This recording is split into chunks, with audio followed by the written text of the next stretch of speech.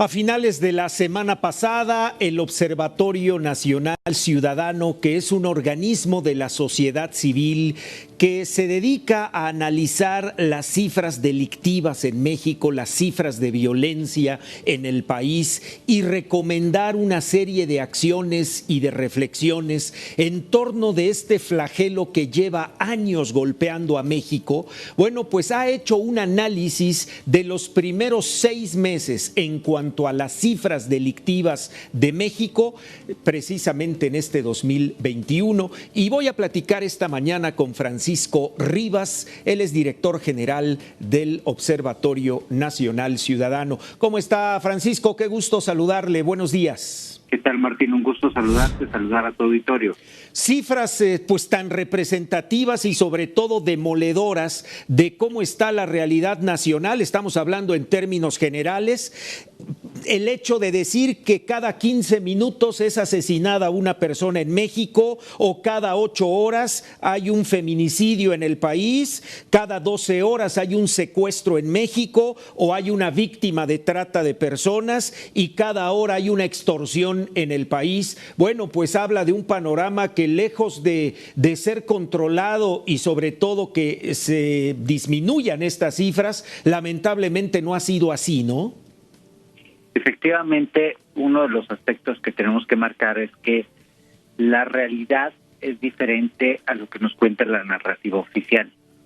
Si volteamos a ver los primeros 6 meses de este año, el homicidio tiene una ligera disminución, es decir, hay un 4% menos en la tasa de víctimas de homicidio doloso, pero si volteamos a ver desde el inicio de esta administración, el homicidio ha crecido más de un 8%.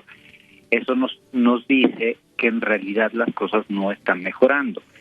De hecho, 2019 es el peor año en materia de violencia de la historia de nuestro país, seguido de 2020, y probablemente 2021 se posicionará en tercer lugar. Hay sí una reducción, pero esta reducción nos habla más bien de un estancamiento y nos habla de que nos quedamos en una meseta alta. No es que las cosas están mejorando, no es que la violencia en nuestro país está disminuyendo, y más a partir de otros aspectos. Si volteamos a ver, por ejemplo, los desaparecidos en esta administración, pues se duplicaron, pasando de 40,000 a más de 83,000, y eso pues también es una muy mala noticia. Quiere decir que la violencia no solo es una violencia homicida, es una violencia que incluye otras formas de delitos. Por lo que refiere, por ejemplo, a los robos, el 2020 fue un año particularmente positivo para los delitos comunes, robos, extorsiones, secuestros, porque las personas estuvimos resguardadas en nuestra casa. En los primeros 6 meses de este año lo que vemos es un crecimiento sostenido de prácticamente todos los delitos, y eso era de esperarse, dado que pues finalmente, insisto, esas reducciones no fueron efecto de una política pública, fueron efecto de una contención de la sociedad en sus casas, en sus domicilios, sí. Y eso pues evita que tengamos delitos. Pero no solo nos dimos a la tarea de revisar los datos sobre incidencia delictiva, sino analizamos aspectos puntuales como gasto en seguridad, como el tema precisamente de las políticas que está proponiendo el gobierno federal para atender el problema de violencia. Y uno de los aspectos que nos llamó la atención es que, si recuerda, la semana pasada nos anuncian una estrategia de concentración en 50 municipios del país. Sí. Acerca de, pues precisamente para tratar de contener la violencia. Y una de las cosas que nos llama la atención es que pues, de esta lista que nos dan de municipios, lo primero es que no todos los municipios que están ahí realmente son municipios que deberían ser considerados de prioridad. Y hay ausencias importantes. Por ejemplo, si volvemos a ver la capital, uno de los municipios que está ahí presente es Iztapalapa, e Iztapalapa todos sabemos que es una alcaldía en donde tenemos una alta concentración de delitos. Uh-huh.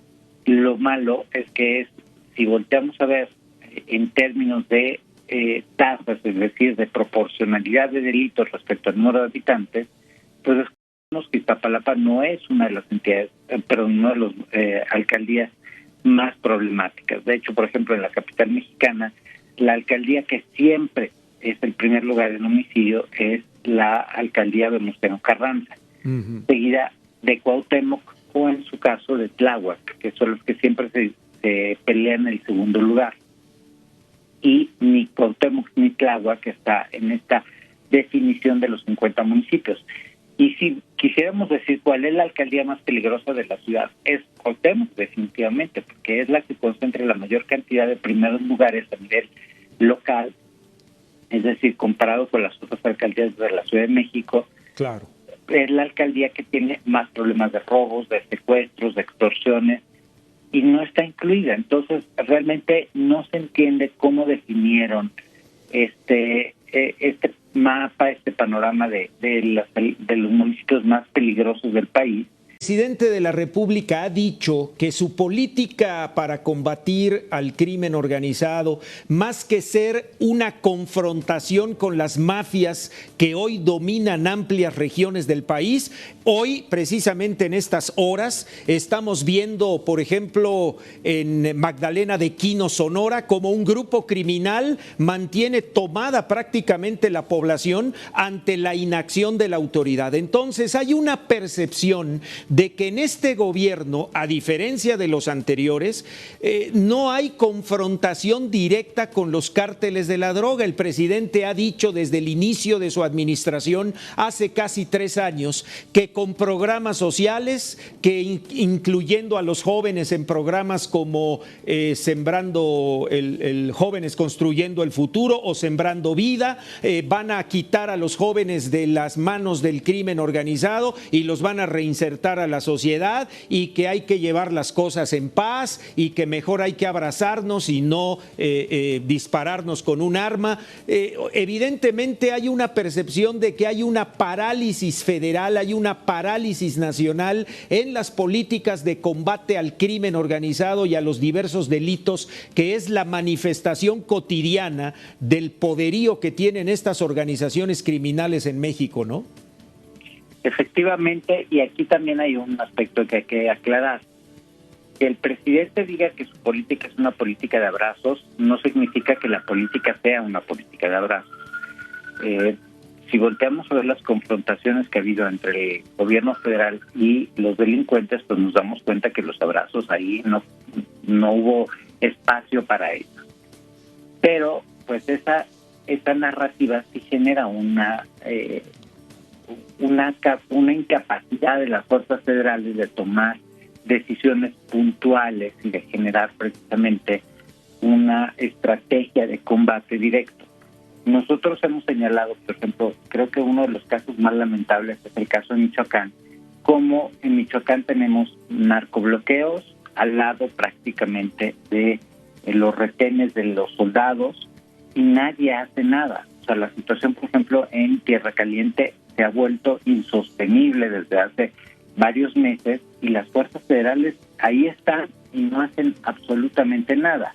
Eso no quiere decir que cuando no los ataquen, pues ellos no respondan a balazos. O sea, no es que cuando reciben un balazo de parte de un delincuente no se agarran a abrazos con ellos. O sea, responden de la misma manera. Entonces, lo que dice el presidente es falso y no tiene ningún sentido. El Estado no está para decidir si aplica o no aplica la ley. Una de las características que tenemos es que no solo una autoridad puede hacer solo lo que la ley le dice, sino que aparte está obligado a hacer lo que la ley le dice. O sea, nosotros como ciudadanos podemos hacer todo aquello que no está expresamente prohibido en la ley.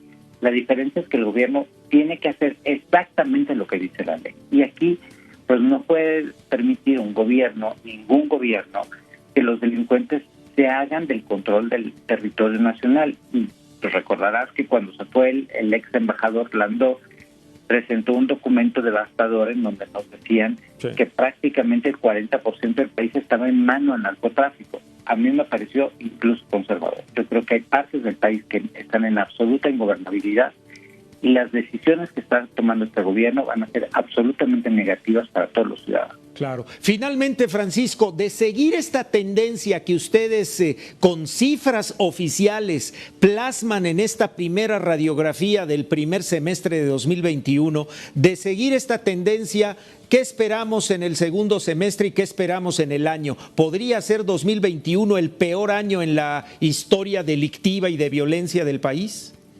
Mira, yo no creo que el peor, porque finalmente el confinamiento tuvo un efecto benéfico para la violencia.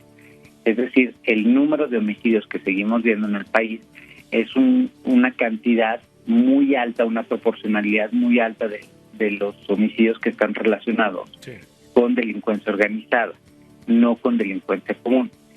Perdimos aproximadamente entre un 15 y un 20% de delitos o de homicidios que ocurrían precisamente a partir de un robo, a partir de un secuestro, que ocurrían en las calles de nuestra ciudad. Sí. Los homicidios que seguimos viendo están conectados con delincuencia organizada, no que eso lo haga menos grave, pero finalmente a como van hoy el comportamiento del delito, sería poco probable que lleguemos a rebasar a 2019, que en absoluto es el peor año en materia de violencia. Yo creo que 2021 tiene toda la potencialidad para posicionarse en segundo o en tercer lugar respecto al año más violento de la historia de nuestro país. Lo cierto es que se está demostrando el sexenio más violento de la historia de nuestro país. Bien. Francisco, muchas gracias por los datos, por las reflexiones y sobre todo por este análisis como organización de la sociedad civil que ustedes han dado a conocer del comportamiento delictivo en los primeros 6 meses de este año. Muchas gracias y seguimos en contacto. Gracias a ustedes y los invito a descargar el documento porque les sirve finalmente para tomar decisiones y tenemos una serie de videos que estamos elaborando para que haya autoprotección de los ciudadanos porque como estamos viendo las cosas no están mejorando y los ciudadanos cada vez estamos más en situación peligrosa. Correcto. Muchas gracias, Francisco. Buen día. Gracias.